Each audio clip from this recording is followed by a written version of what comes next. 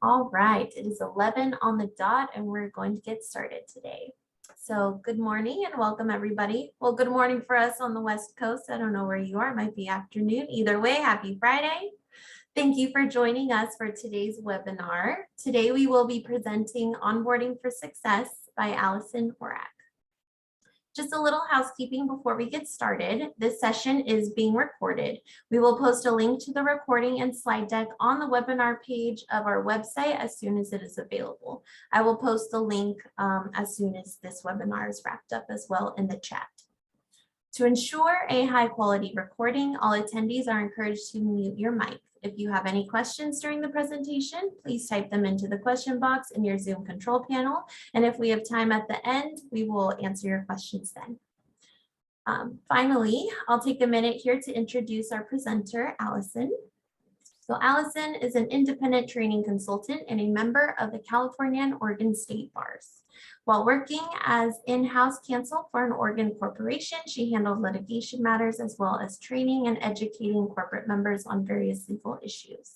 Allison has also been a solo practitioner, managing various transactional, litigation, and probate matters for clients.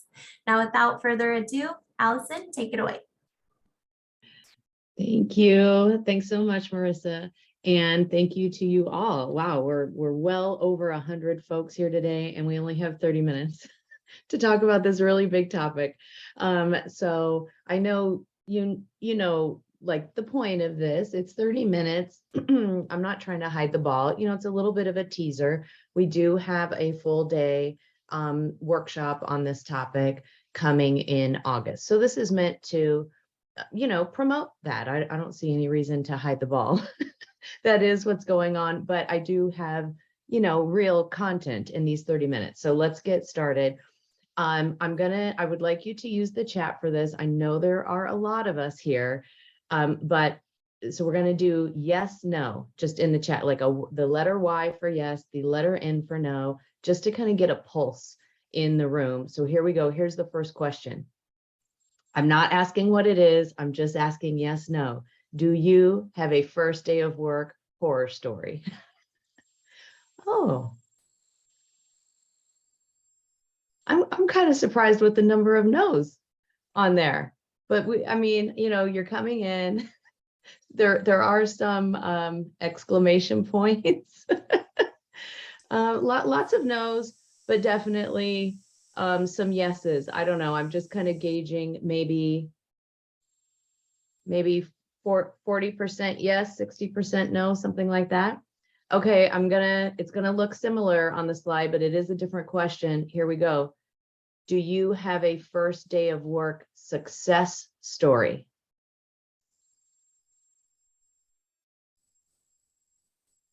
Interesting. All right. So, of course, this is not scripted. I didn't know how you all were going to answer that, but to me, that does, same thing. Lots of yeses, but also lots of no's there. That one looked maybe a little bit more 50-50. But what does that tell us? Well, that we have an opportunity to make a big impression on new employees. Sometimes we're hitting the mark, sometimes we're not. Maybe we could say a lot of people are having mediocre first day of work experiences. So let's jump in and talk about this a little bit more. I've got some what I think are startling statistics just to kind of get our buy-in that this is an important topic. So a study by Gallup found that only 12% of employees strongly agree that their organization does a great job of onboarding new employees. And I think that does kind of back up what we just saw in the chat there, that there's kind of some mediocrity out there, just kind of like, yes, there are some horror stories. Yes, there are some like awesome experiences, but there's probably just a lot of us that are kind of maybe just meeting expectations in the realm of new employee experience. And so maybe we could, pick up, get some more game we've got some work to do. Yeah, and Mallory, I see, says, I would totally agree with mediocre. And I think for all of us, we can look at it from like a performance standpoint, right? So if you're meeting expectations, like that's good. But then if you look at it from a relationship standpoint, like if your significant other said, yes, you are just meeting expectations, like that doesn't really sound successful, So we can bump it up a little bit. And there's a lot of ways to do that. But again, I'm still with some statistics. Probably many of you are aware of this, or even if it's kind of subconscious, that there's truth in this. But a negative onboarding experience results in new hires being 2 times more likely to look for other opportunities. So to me, what helps drive that point home is just thinking about a person that I spent all this time, I vetted all these applications. I went through the whole interviewing process, gave a job offer, all that. We've got them in there. And secretly, they're looking for another job already. That's disheartening, and a negative onboarding experience really feeds that. And so you can see the dollar signs at the top, just to make this kind of hit us where it hurts. Also, the organizational costs of employee turnover, like replacing an employee who left, depending on the organization, costs between 100 and 300% of that employee's first year salary. That's how much the gap in coverage that them leaving causes, along with posting the job again, going through candidates, all the lost time, all the human resources put toward that. We want to get people who are qualified and awesome, and we want them to stay. So this is all, of course, meant to have us go, what's in it for me? Because we can come away from this conversation going, this sounds like a whole lot of work. And I'm just not positive that it is worth it. Okay, so can I get some yeses or nos in the chat? Can you hear me okay? Are people hearing me? Okay. So Marissa, maybe you can private chat that person who's having audio problems. Thank you, everybody. Appreciate it. I just wanted to make sure. Okay, so there is a cost, like a physical cost. But then, I'd say there's things that are much harder to quantify, like, is our organization getting a reputation for being mediocre or worse in how it treats its employees? That can affect our applicant pools and all that in the future. So I don't think we need to sugarcoat it. Having a robust and effective onboarding program or plan, whatever you want to say, takes a lot of effort. But I'd say it's less effort than dealing with all the morale problems and replacing employees who leave. So, that's at least one way of looking at this issue. So just to give you a high level view of what's in the full day workshop, we talk about how to update your onboarding program to reflect current needs. I feel very confident that probably everyone who's here works somewhere that already has an onboarding program. And at time, this switch from orientation to onboarding has happened. I don't know the exact time that word just, first was used, onboarding, but to me, it's been around at least 15 or 20 years, the use of that term. But this has been some of my experience, maybe yours. A lot of times it's like, yeah, it was very easy to start using the word onboarding, but it's just like we put a new label on an old idea, and it's really just still orientation. And there's a lot of differences between the two, or there should be. Orientation is just very administrative driven. Have you filled out all the proper paperwork? Have you read the employee handbook? Do you know where the bathroom is? You're good to go. Like, you're oriented. Okay, and onboarding should we have to do those things. People have to know where the bathroom is. People should familiarize themselves somehow with the employee handbook. But onboarding, there's a lot more breadth to onboarding, or there should be. And so we'll kind of look at your current onboarding program and identify maybe some areas for improvement. Then we'll talk about some strategies for quickly integrating employees into your organization's culture and values. That sounds kind of squishy, I'll just admit. How do we integrate someone into our culture and values? Well, one thing is they got to know what the culture and the values are, which you could say, well, they can go on our website. Okay.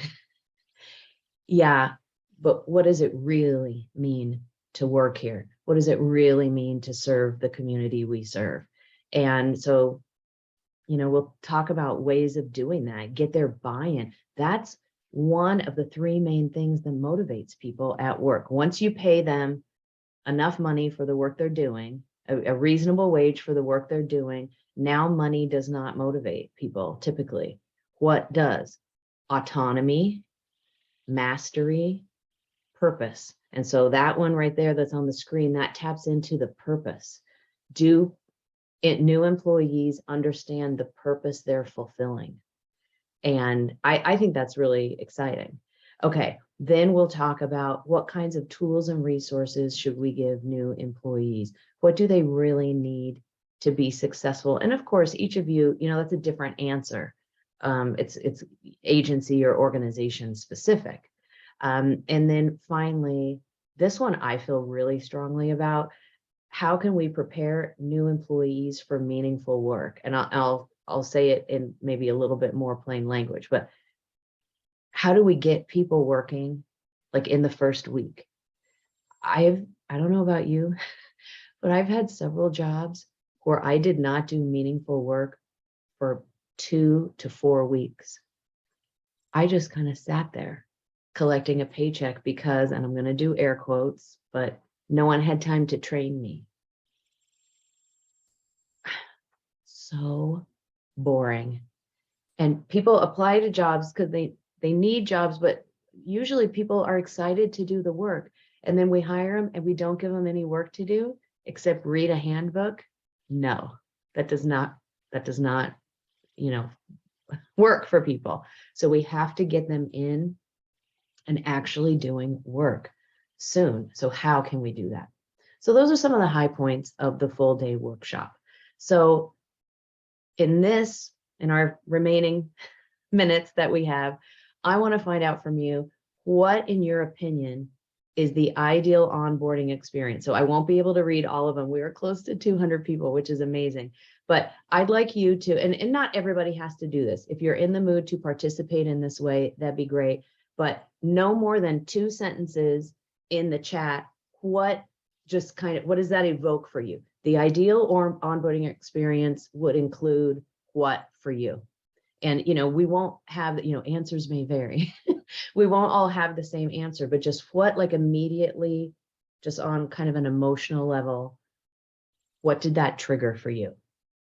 Okay, hit the ground running. Big picture stuff. More than just checking in. Feel welcome. Yeah.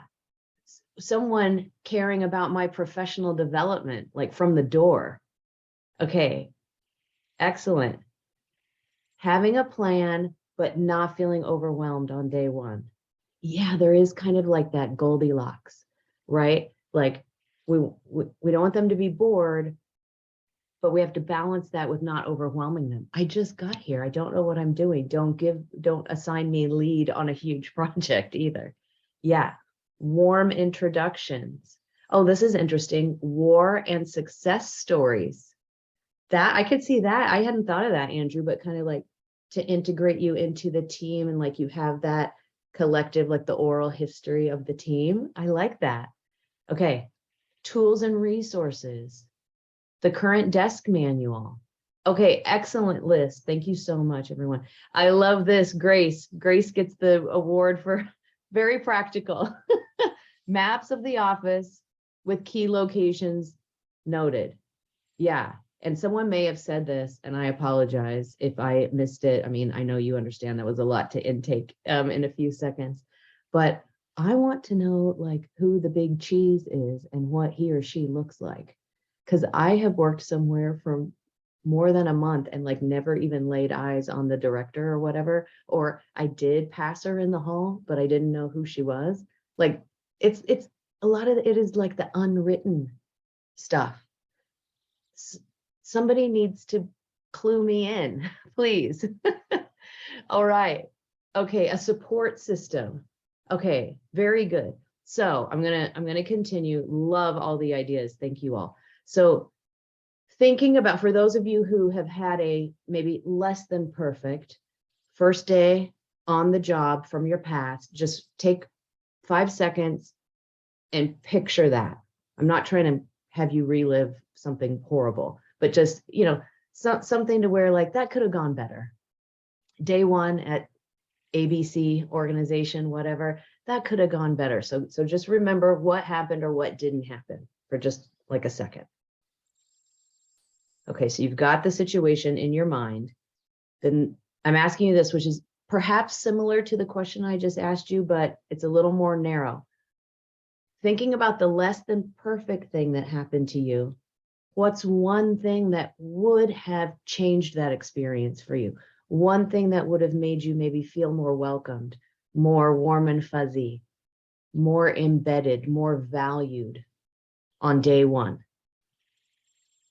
What's one thing, like if I could go back in time and whisper in somebody's ear, please do this for me, what would it have been? Someone to let me in the building, someone who set up my computer, a group lunch to welcome me, to know who to go to with what. Yeah, if I have a question about this, who do I go to? If I have a question about this, who do I go to? Yeah, a clean desk. Oh, Sylvia, there have been dust bunnies on a desk and like stuff left over from the previous person when I arrived, literally. So I am feeling the, like, how hard is it to get a Clorox wipe up in here? I am feeling that. Welcome binder, walking through major ongoing projects. I love that. An outline of what to expect. Going to a meeting. I know we all gripe about meetings, but Mallory brings up joining team meetings. I mean, and I'm not totally sure what you meant, Mallory, but even just like adding the new employee onto the invite for the weekly staff meeting or whatever it is, and then maybe attending a meeting. Okay, good. Initiative of the manager to come by and check in on how I am at the end of the day, end of the week. Wonderful ideas. Thank you all. Okay, so I'm sure you know what we just did there. We have almost 200 people. We have an awesome list already of things to do. Things, these, you can view these ideas in the chat as like breadcrumbs, and you just pick up what breadcrumbs you need. Like one, even if you just get one thing, like, oh, that's one thing I could change, like today, like starting Monday, we could put this into our onboarding program. I mean, I think that's amazing. Okay, so one thing that I feel strongly about is a staggered approach. And I'll tell you what I mean by that. I toyed with how to phrase this. I mean, I'm basically just advocating for thinking of your onboarding program in stages. And again, I'm acknowledging this revamping or updating or whatever you want to say, your onboarding program can feel overwhelming. And so one thing that I think can help is, have SMART goals, have it be specific, measurable. What's the A though? Attainable. So don't have such lofty goals that they're going to seem unattainable and therefore you never try. So kind of like the baby steps approach. And one thing I think that helps is think about onboarding in stages, as far as before the new employee, like before day one, and then day one or week one, however you want to think about it, and then like beyond. And so I just picked one area where we could take this stages approach or staggered approach And that's just thinking about the training that we offer. So someone in the chat mentioned, my ideal onboarding experience would include a discussion about my own professional development. Maybe more than one person, but I definitely saw one person mention that. And so that segues perfectly with this. So when I'm thinking about my onboarding program and specifically having the new employee feel invested in, personally, one thing I can do is talk to them about the courses that either we offer internally or that they have access to, maybe just saying through CPSHR, for instance, but then have a plan. Don't just say like, here's the catalog, see if anything interests you. And it's like 100-page catalog. That's not really helpful, but make some suggestions. So like maybe even before they start, you could give them access to a few courses. I think that'd be awesome. And they could be short, like 30-minute or hour-long, maybe e-learnings or something. So maybe one on confidence and grit. That'd be kind of cool. Time and attention management. Give them like a tool before they come. And I would think diversity, inclusion, belonging would be another one that you probably want people to think about or, take before they ever even arrive. And Mallory, I see your comment. Thank you. And then Valerie says, also provide information on required state mandated training. Absolutely. Great idea. Okay. And then what about like during the onboarding experience, whether that's 3 months or 6 months or 12 months? I mean, different organizations do it differently, but then you might have, a communications class, maybe finding your voice and personal power at work. Habits of effective remote workers if they're working in a hybrid or a remote situation. And then what about beyond? Once we'll state it positively, once they're an onboarded, fully integrated employee, we also have a plan for that. We're not maybe mandating this stuff, but we're saying, here are some suggestions. Maybe succeeding in your new job. Maybe it's a 30-minute course or whatever. Here's some success strategies for our organization. Writing for and presenting to executives. And increasing your visibility at work. And again, these are just ideas, but to me, this makes it more manageable. So in what other areas other than training could we take this staggered approach? Well, I think a lot of areas of onboarding. So for instance, that's the one we just did, training, but Administrivia, that's a new word to me. Maybe it's been around for a long time. I've only heard it in the last couple of years, but it means what you would think it would mean. All the trivial stuff that we have to do to legally, get people to into our workplaces. But there's stuff that you could do before they arrive. There's stuff that they need to do when they get there, day one or week one. And then there may be some things beyond, like once they get past probation and then they get more benefits or something like that. But again, kind of break it up into stages to make it more manageable. Similar, I know we're getting close to the end of our time, but thinking about their work environment and safety issues. There's probably stuff you need to talk to them about before they arrive, when they first arrive, and then of course you want to check in with them. What equipment do you need that I haven't provided you yet? Do you feel safe in your working environment? Can I provide anything for you for your home office? Things like that. Okay. Similarly, think about if you're the supervisor, your relationship with that employee in stages. What can you do to form that relationship before they ever walk in the door? What do you need to be doing with them the first week? And what do you need to be doing beyond? Same thing for the people on their team. Is there a way? This is rhetorical, but if anyone has an idea, that'd be awesome. Is there a way to start forming relationships with the team before they ever arrive?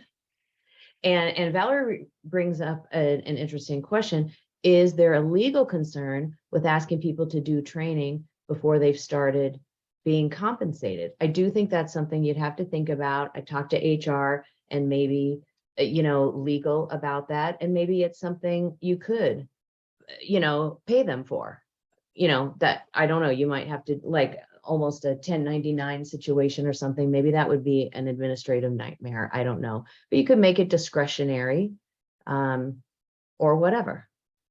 So I'm glad you brought that up, Valerie. I feel confident there's some kind of workaround to either, compensate, or at a minimum, you could just make it discretionary. If you'd like, we've opened up these 3 courses to you if you care to, see what kind of trainings we offer or something like that. But it's a good question and you should look into that. Definitely, every person. Okay.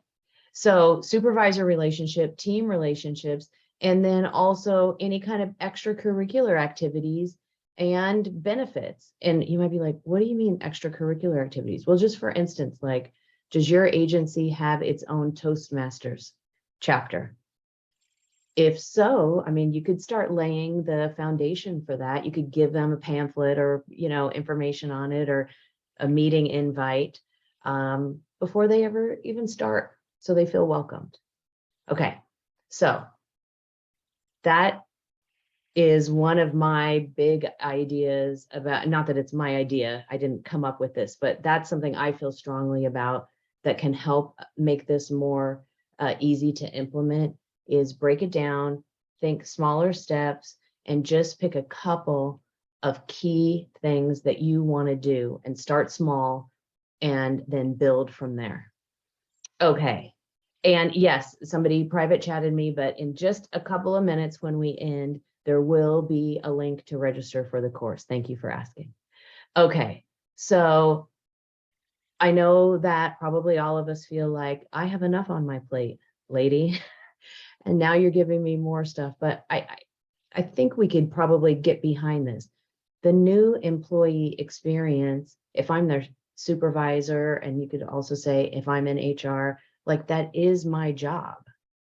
So their experience, their perception of our agency, like, at least in large part, is my responsibility. That's part of my job, to have them have a positive experience.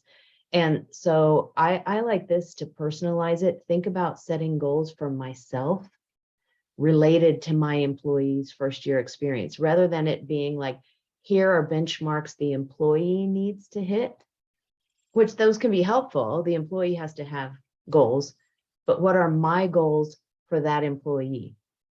And so this is just some ideas. So in the first week, for instance, if I'm their supervisor, or I'm someone in HR perhaps who's overseeing it, I want, again, think SMART: specific, measurable, attainable, realistic, time bound. In the first week, I want to connect them with at least 2 other employees. Now, what that means to you, it kind of depends. Do you have a mentoring program? Do you have a buddy system? But at a minimum, it's 2 other people on their team who they can use as resources. Okay, so make sure, like, they've got each other's emails, perhaps they've exchanged cell phones numbers if that's appropriate, whatever. They have a safety net immediately. And then also, you'd want to meet one-on-one with the new employee. None of this, I wonder who my boss is. Oh, apparently he or she's in meetings all the times and I'm not going to be they're not going to be accessible to me. What? No, you have to carve out a one-on-one with them in the first week, ideally the first day. Okay, what about the first month? What would be a goal for me, for the employee? Well, review and coach them on their work product. In other words, I've gotten them working, they've produced something, and I'm reviewing it and having a conversation with them about it. All right, that should definitely happen in the first month. They've worked on something, produced something, turned it in. And what about the first year? Well, I've had several of these have like assumptions embedded in them, but what it says is follow through on employees' growth and work goals. Well, the embedded assumption is I've talked to them multiple times in the first year about how they want to grow, what their work goals are. And I could actually say, as their supervisor or whatever, whatever role I am in, that we've made progress toward those goals. It's not just something on paper. I've talked to them about it, and there's been movement toward those goals. Okay, people want to feel invested in. Okay.